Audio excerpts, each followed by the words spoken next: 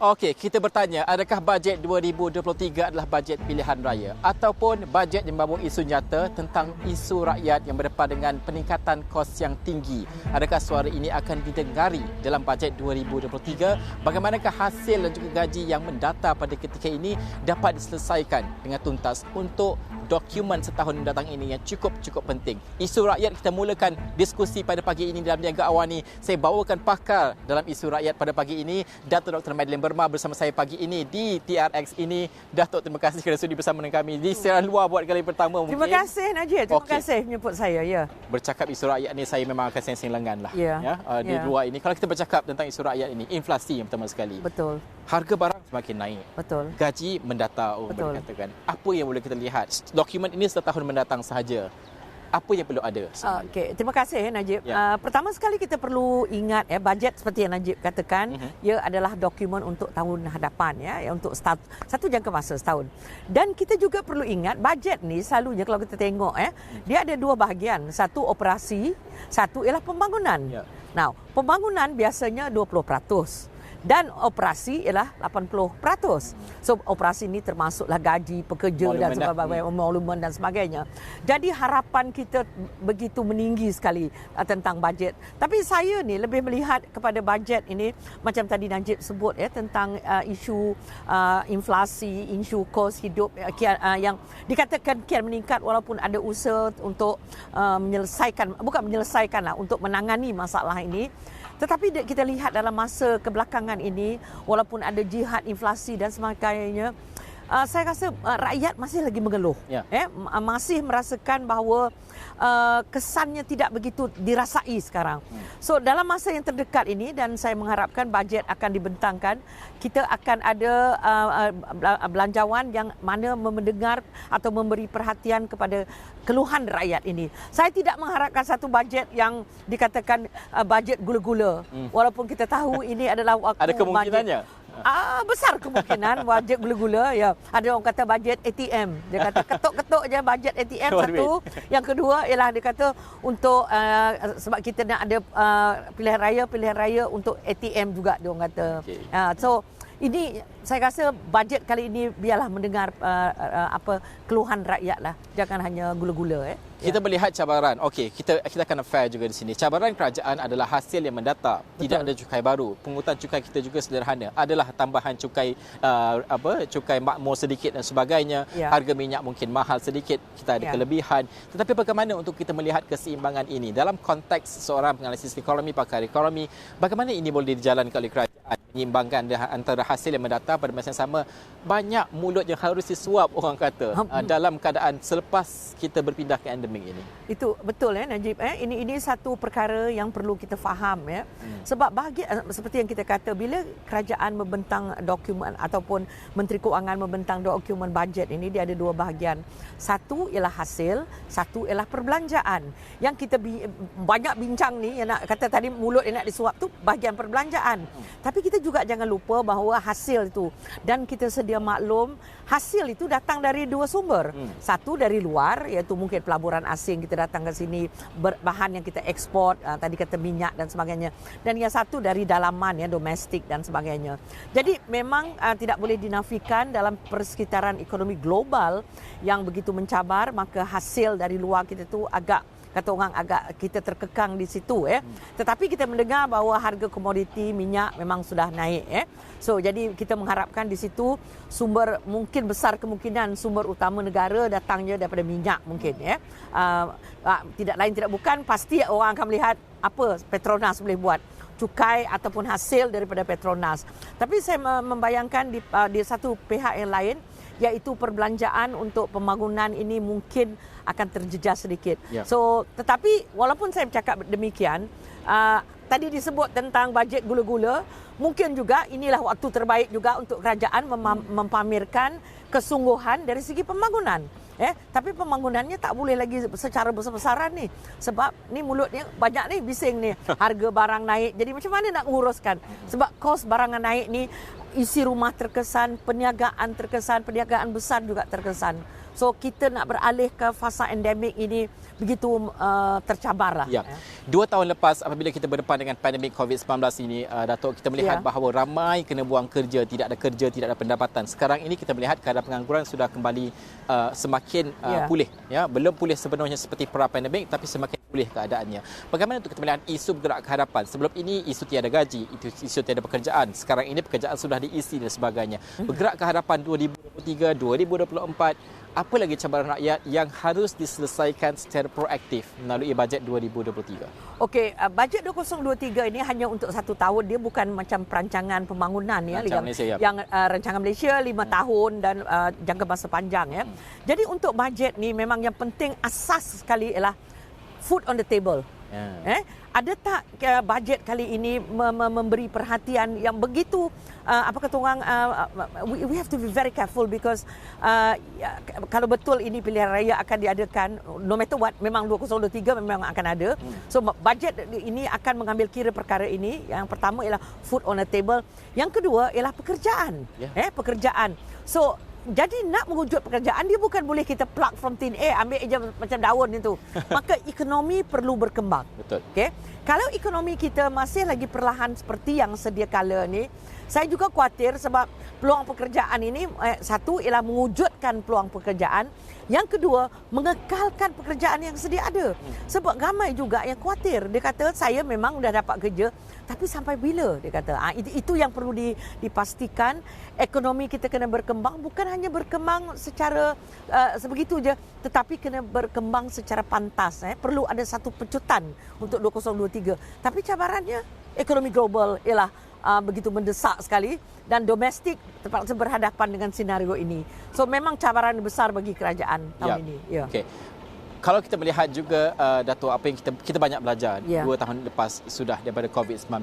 Kalau kita melihat adalah ada banyak kelemahan yang kita hadapi dari segi struktur ekonomi kita. Betul. Mungkin setahun mendatang tidak cukup kerana perubahan struktur ini memakan masa bertahun-tahun. Tapi setidaknya apabila berlaku sesuatu krisis, inilah mungkin masa yang sesuai untuk kita rombak segala benda. Betul. Kerana mungkin ada ubat pahit yang harus ditelan setengah pihak dan sebagainya. Adakah ini boleh kita jangkakan melalui bajet 2023, rombakan yang mungkin kita rasakan pahit tapi perlu dilakukan? Adakah ini akan berlaku? Okey, kalau ditanya pada saya, memang sebagai seorang penganalisis ekonomi, struktur ekonomi kita memang dah patut diubah ya. Kita terlalu bergantung kepada pengeluaran yang bergantung pada pekerja asing dulu ya. Satu, pekerja asing. Lepas tu low skill ya. Walaupun kita sudah beralih ke arah semi skill dan skill yang tinggi, tetapi kita melihat masih lagi kita bergantung. Kalau tak silap saya ya, katanya kita masih lagi menunggu kedatangan pekerja-pekerja asing. Tengok restoran kita. Masih lagi. Ada yang kata kami tak boleh bergerak sebab apa. Jadi ini struktur ya. Yang kedua ialah berkaitan dengan kita lihat lagi tentang isu peladangan kita. Masih lagi kita bergantung. Proses beralih dari ke arah digitalisasi masih tak berlaku juga ya. Adalah berlaku sikit-sikit, tapi saya belum boleh mengatakan kita sudah beralih ke fasa itu. Jadi maknanya saya sebagai rakyat ya, ini saya mengatakan diri sebagai rakyat di depan Astro ini, saya rasa kita belum lagi sampai ke tahap di mana kita telah pun melakukan benda yang sepatutnya kita lakukan. Reformasi yang patut kita lakukan, saya rasa kita tidak lakukan dalam keadaan yang seperti yang kita nak. Jadi kita sekarang kalau kita tidak mengambil kesempatan ini, memang saya rasa kita akan tertekan lebih lagi untuk tahun depan ya. So balik pada soalan you Najib, adakah waktu ini adalah waktu yang terbaik? Dengan adanya just around the corner bagi saya election, I don't think ada keberanian. I don't think ada keberanian untuk melakukan perubahan yang drastik. Yang tidak popular lah kira. Saya rasa sebab akhirnya a populist decision perlu dibuat. So mungkin selepas 2023 mungkin okey. Alright. Kita juga melihat bagaimana ringgit kita semakin melemah pada ketika ini. Pada akhirnya menyumbang juga kepada imported inflation. Sebab pada akhirnya kita beli barang dari luar untuk bahan mentah kita dan sebagainya. Dan kalau dahulu mungkin ini contohlah, beli bahan mentah kita bayar RM4.20 untuk satu barang itu pada harga $1. Sekarang ini kena bayar RM4.60 untuk $1. Ini adalah kos. Pada akhirnya akan dipindahkan kepada harga akhir. Ini adalah inflasi.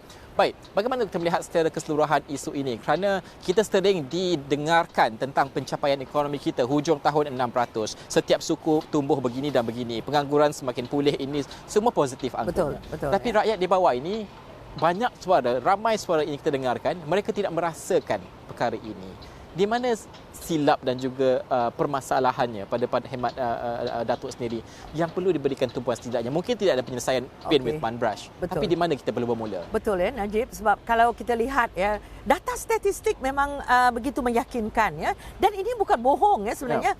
Data-data yang dipersembahkan ialah suatu yang memang hasil kajian ya. Tetapi yang rakyat nak bukannya data itu. Data tak mahu data inflasi. Yang dia nak ialah kos hidup dia. Sampai ada orang kata mungkin yang kita perlukan ialah sebenarnya bukannya inflasi yang ujung bulan atau ke suku tahun dan sebagainya. Rakyat tak nak. Yang dia nak, hari ini saya pergi ke pasar, harga ikan naik ke tidak? Dia nak yang harian itu. Dan itu yang dia rasai. Tetapi data kita masih lagi bersifat statik. Data kita, contohlah kajian kemiskinan. Saya kena tunggu 1 tahun dulu. Orang tu dulu tak miskin dah jadi miskin. Dulu dia miskin dah mungkin kurang miskin. Jadi data statik yang bersifat statik ini tidak menggambarkan senario yang sebenar. Bukan saya kata data itu bohong, tetapi dia bukan real time data. Susah untuk kita solution. Susah untuk kita membuat solution. Jadi begitu juga untuk membuat rumusan dalam bajet ini. So kita mungkin menggunakan data untuk setahun. Jadi sedangkan masalah pengangguran berlaku harian. Itu bagi saya sangat penting. So apa yang kita perlukan sebenarnya ialah data yang bersifat dinamik, satu. Yang kedua, kita juga perlu wacana sebegini di mana kita bercakap dengan rakyat. Jangan hanya bergantung kepada data yang dikeluarkan oleh Jabatan Statistik Negara. Dia tak bohong. Memang betul data dia mengatakan pertumbuhan ekonomi kita begini sebab dia kira suku tahun. Dia kira 6 bulan sekali. Apatah lagi setengah tu 1 tahun sekali. Benda dah berapa banyak berlaku. Itu yang bagi saya. Bawalah realiti itu dari bawah ke atas dan sebagainya. Okey. Saya nak bawa juga kepada isu perbincangan ini kepada security makanan. Ini yang kita pelajari sangat-sangat besar ketika pandemik berlaku. Kerana bila pandemik berlaku, sebagai contoh apabila perang berlaku di Ukraine ini, kita melihat gandum terjejas, harga minyak naik, segala harga naik dan sebagainya. Ini menyebabkan kita terfikir ada banyak perkara sebenarnya yang kita import yang sebenarnya mungkin ada ruang untuk kita hasilkan secara sendiri. Betul. Mungkin mengambil masa beberapa tahun, tapi ada kebolehan tersebut mungkin juga melibatkan kerjasama antara pihak universiti dari segi R&D dan commercialization yang mengkomersialkan perkara tersebut dalam bentuk yang boleh kita hasilkan. Saya bagi contoh, dedak ayam sebelum ini tak cukup. Apabila tak cukup, jadi mahal. Apabila jadi mahal ini, harga ayam pun jadi mahal. Ini sebagai contoh. Betul. Tidak bolehkah kita menghasilkan dedak sendiri? Mungkin ada formulanya, mungkin ada caranya. Ini adalah contoh-contoh bagaimana kita boleh melihat pada pandangan Datuk apa yang boleh kita berikan tumpuan, setidaknya perkara-perkara yang khusus dan juga asas dalam security makanan yang boleh kita laksanakan 2023 ke hadapan. Aneh ya bila kita berbincang tentang security makanan ya. Sedangkan isu ini dah dibincangkan dah lama. Bukan benda yang baru hari ini berlaku. Tetapi wacana ini ataupun naratif ini tidak dibawa ke tengah ya. Sebab mungkin kita tidak merasainya. Tetapi COVID-19 dan lebih-lebih lagi sekarang dengan geopolitik golakan geopolitik ini betul-betul menyedarkan kita dah kata orang dah you're pushed to the wall already. Then baru kita bukannya baru sedar kali ke berapa kali tetapi yang kita nak ialah ketegasan dari pihak kerajaan ya. Ahli ekonomi ini yang peliknya orang ahli ekonomi. Mereka juga yang mengatakan lebih baik ada benda tu diimport sebab kos dia lebih murah. So lebih baik kita import daripada kita keluarkan. Contohlah keluar makanan. Dia kata lebih baik kita mengimport makanan sebab ada setengah barangan tu kosnya lebih tinggi. Lebih baik ambil pekerja untuk kerja kilang, kerja dengan industri. Jadi disebabkan oleh pemikiran ekonomi yang sebegini menyebab kita beralih dari sebuah negara pengeksport makanan, pengeluar makanan menjadi negara pengimport makanan. So kita perlu ubah benda tu. Ini balik pada apa yang disebut tadi, struktur ekonomi kita. So kita kena ada keberanian dan kerajaan perlu memberi insentif. Bukan subsidi je. Insentif kepada kita ramai graduan-graduan. Akhir sekali, antara berdepan dengan pilihan raya, kalau bukan tahun ini pun tahun depan memang kena ada pilihan raya. Ya, betul. Tindakan populis memang kita mungkin akan jangkakan akan berlaku. Ini standard. Tapi bagaimana keseimbangannya? Titik tengahnya di mana? Antara menyelesaikan masalah yang memerlukan langkah yang tidak popular dan pada masa sama sikap populis ini memang kena ada disebabkan oleh pilihan raya yang berlaku. Titik tengah keseimbangan setidaknya. Okey, betul. Najib, saya suka bila you kata kita mencari titik tengah. Kita kena be realistic. Bila you because parti politik perlu undi. Dan undi perlu populis punya discussion. So Tetapi dalam masa yang sama, saya juga cukup yakin kerajaan bukannya tidak prihatin tentang apa yang perkara yang berlaku.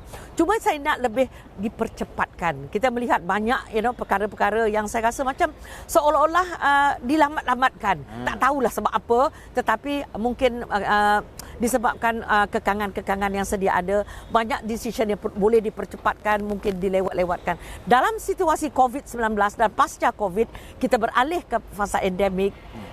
Time is an essence. Maknanya masa itu sangat-sangat penting.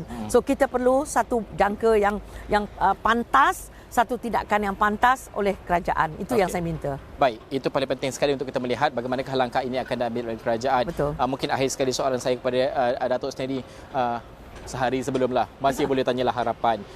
Mungkin susah untuk diganti masuk ke dalam bajet. Tapi mungkin jangkaan dah lebih tepat lagi. Apa jangkaan Datuk untuk bajet 2023 yang akan terkandung, mengambil kira hasil diskusi kita tadi, apa yang mungkin akan terkandung? Saya amat mengharapkan kerajaan memberi perhatian kepada keluh resah rakyat ini. So bajet 2023 itu biarlah memberi keutamaan kepada keperluan rakyat, iaitu kos sara hidup yang kian meningkat, kadar inflasi yang begitu mencanak sekarang katanya, dan juga tadi peluang pekerjaan. Itu bagi saya sangat penting. Baik. Datuk, terima kasih kerana terima kasih Najib. Kalau kita melihat kepada ini adalah kenapa kita bersama ini memberikan kontras. Pencapaian di setengah kawasan seperti kawasan ini adalah maju ke hadapan. Ya, kita perlukan pembangunan seperti ini. Ini adalah mercu tanda kita, kejayaan kita, hab kewangan penting juga. Namun pada akhirnya isu yang paling penting di grassroots itu. Bagaimanakah agihan ekonomi dalam dokumen tahunan bajet 2023, tidak kira apa sekali dokumen sekalipun, termasuk yang terbaru ini bajet 2023, harus kita berikan tumpuan supaya sampai kepada isu sebenar, bersasar kepada isu rakyat itu dan selesaikan isu rakyat. Kalau tidak boleh semua pun disebabkan oleh kekangan kewangan, namun setidaknya isu-isu utama yang membelenggu jiwa dan denyut nadi rakyat. Baik, dengan kawan ini kita akan berhenti seketika. Selepas ini ada lagi tetamu yang kita interview untuk melihat kepada orang yang hands on dalam industri untuk pelaburan dan sebagainya, kerana ini penting. Ini adalah perbincangan yang bersifat holistik. Kita perlu tahu juga dari sudut pelaburan dan ekonomi digital, semuanya selepas ini.